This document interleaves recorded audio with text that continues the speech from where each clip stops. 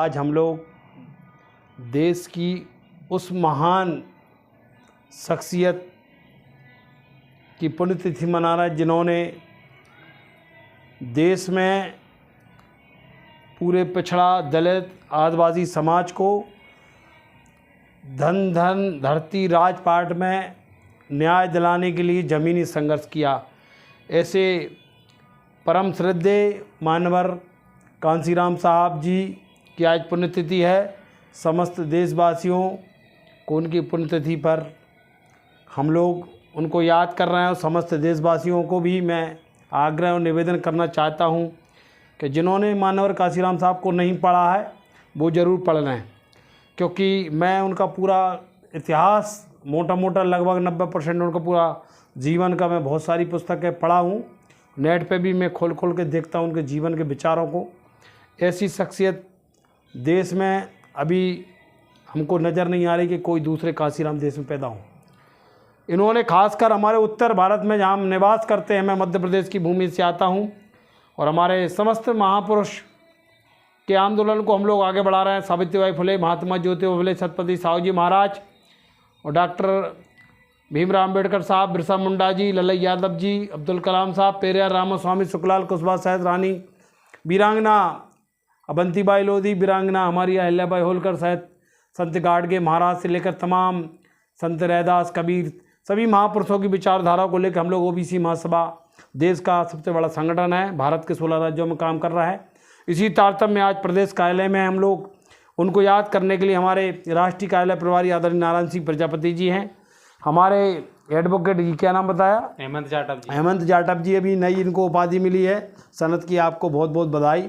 हमारे मीडिया के हमारे अंकित भाई और हमारे प्रदेश कार्यालय प्रभारी धर्मेंद्र बरोदिया और हमारे नन्हे मन्ने बच्चे भी हैं, हमारे नेपाल प्रजापति जी, हमारे बमुरिया बारे चौधरी हमारे साथ हैं और हमारे नौजवान क्रांतिकारी दोनों बच्चे, ये सब लोग इकट्ठे हो गए हैं। चूँकि दिन भर से हम लोग आज काफ़ी व्यस्तता रही, दिन में कार्यक्रम का नहीं बन पाया।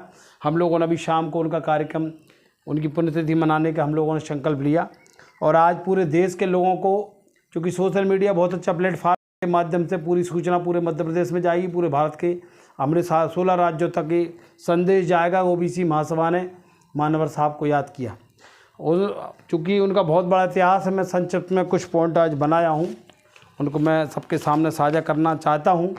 क्योंकि जो समाज के लिए लड़े हैं, समाज के लिए कुछ करके गए हैं, उनको कम से कम याद करना, उनको जीवन में उनके आदर्शों को उतारना और साल में एक बार उनकी पुण्यतिथि पर हम लोगों को भावभीनी श्रद्धांजलि जरूर देना चाहिए। क्योंकि अभी महापुरखा का कार्यक्रम भी चल रहा था। हिंदू संस्कृति में पुरखा याद किए जाते हैं, महापुरुष याद किए जाते हैं अपने अपने कुटुंब के, अपने अपने समाजों के, लेकिन देश के कुटुंब के महापुरुष थे और इनको हम आज 9 अक्टूबर 2024 को इस मध्य प्रदेश की धरती से याद करते हैं। मानवर साहब को मैं, उनका जन्म 15 मार्च 1934 को हुआ और लगातार उन्होंने जीवन में संघर्ष किया।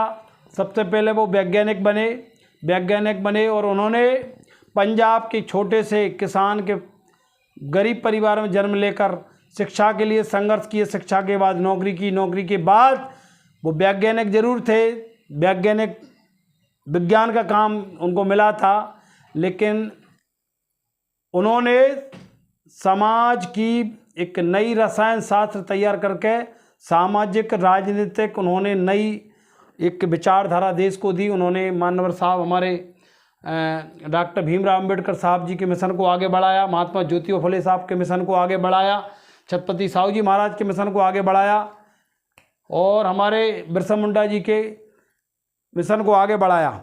और उनके बारे में मैं 5-6 महत्वपूर्ण पॉइंट मैं देश के लोगों के साथ आज उनके साझा करना चाहता हूं। 1982 में फारुखाबाद के कासगंज में अंबेडकर जयंती के उपलक्ष्य में सबसे पहले मानवर कांसीराम जी को बहुजन नायक की उपाधि से उनको सम्मानित किया गया, तो उनको उपाधि मिली थी मानवर साहब को। और कांसीराम जी किसी भी धर्म, जाति, बिरादरी या 4 दीवारी में कैद नहीं किए जा सकते। वो समस्त देश की, राष्ट्र के महानायक थे और इनको किसी भी जाति में बांटना इस देश के अरबों करोड़ों लोगों की आस्था के साथ खिलवाड़ करना होगा। ये किसी जाति धर्म के नहीं थे, इस समस्त देश के हमारे नवरत्न थे।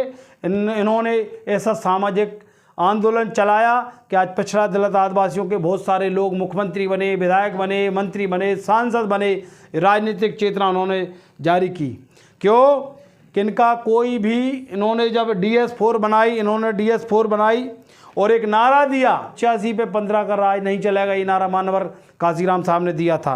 मैं आज उनको उनकी भावभीनी श्रद्धांजलि अर्पित करता हूँ। OBC महासभा परिवार की ओर से देश के लोगों से भी निवेदन करना चाहता हूँ, पिछड़ों दलित आदिवासियों का मिशन अधूरा है।